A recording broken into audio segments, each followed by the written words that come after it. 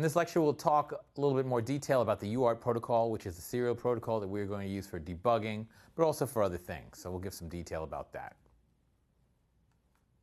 All right, so here's a picture of what UART communication looks like. So you got two sides of the communication, the sender, the transmitter, and the receiver. The transmitter is TX, the receiver is RX. And you can see in between the transmitter and the receiver, there's a single wire. Now, generally there might be two, but there might be a ground, but let's say a single wire. Serial out of the transmitter, serial into the receiver. Now, if we look at the transmitter side, you've got parallel data coming in on the left. So that would be typically a byte or some chunk of data. Let's say it's 8 bits, an 8-bit byte. So 8 bits comes in.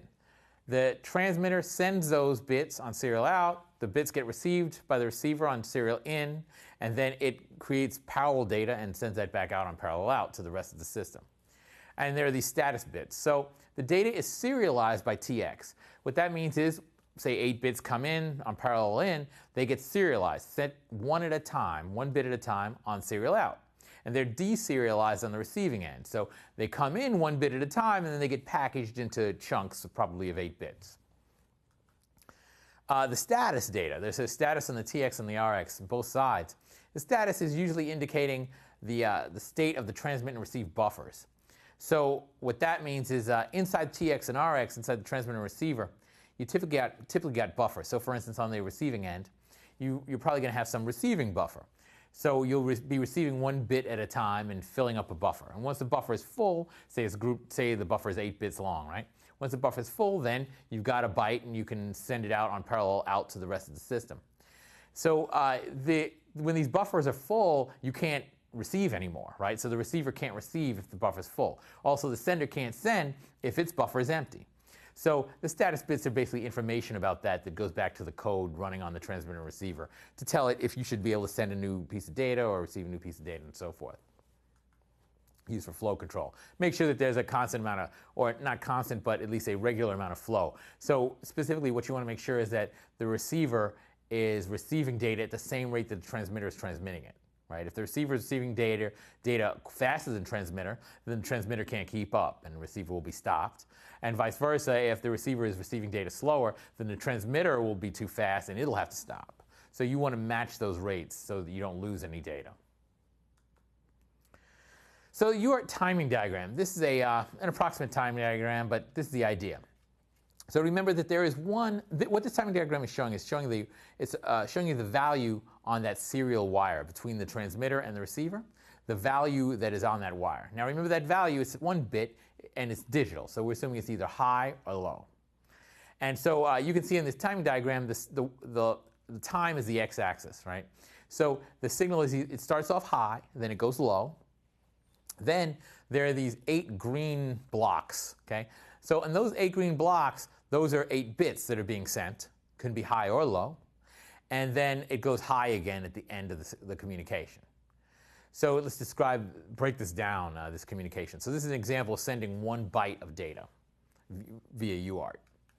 So the first bit is the start bit, okay? And that initiates the transfer. So the start bit is that first bit where it starts off high by default, but as soon as you want to start sending some data, it goes low. So you can see that first bit, that first chunk of time there, is low for 1 chunk of time, right? For 1 unit.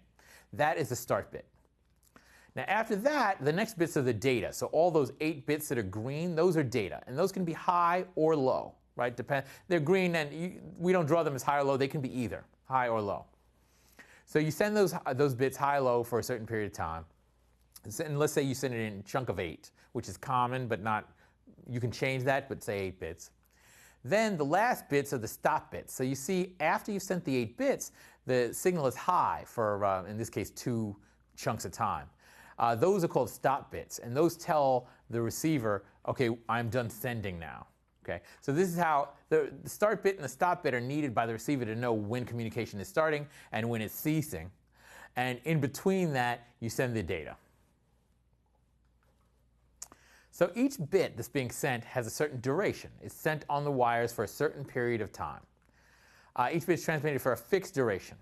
This duration has to be known by both the transmitter and the receiver. So before you can do serial communication, both the transmitter and the receiver have to know every bit is going to be either high or low for a certain fixed period of time, some number of microseconds, let's say, or milliseconds or whatever it is. You have to know that ahead of time. So that has to be configured.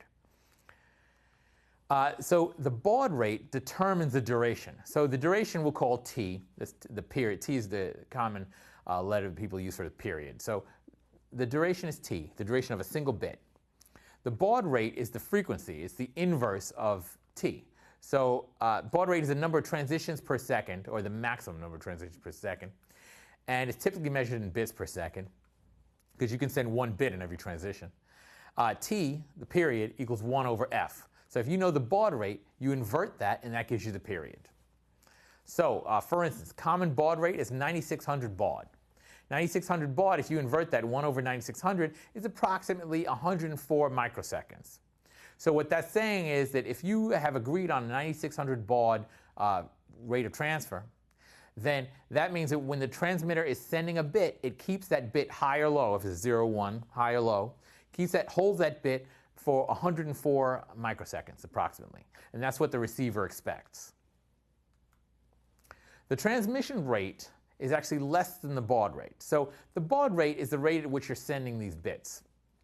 But remember that in addition to sending the data bits, there's padding. There are other bits that you send. The start bit, right? That's a bit that you have to send, but just to initiate the transfer, but it's not actually containing real data, right? So that's something of a waste. It's an overhead, put it like that. It's not a waste, you need it, but it's an overhead. It's a bit of time that you send, but you can't send real data. Also the stop bits. Say you're using 2 stop bits at the end. Those are 2 more bits that are not sending data, right? So the transmission rate after the data transmission rate is actually less than the baud rate. Because there's start bits, stop bits, and also maybe a parity bit. We'll talk about that. So there are extra bits that you're sending, but the baud rate is the maximum data transmission rate, but you can't actually achieve that. You need start bits, stop bits, and parity bit, which we'll talk about later. Thank you.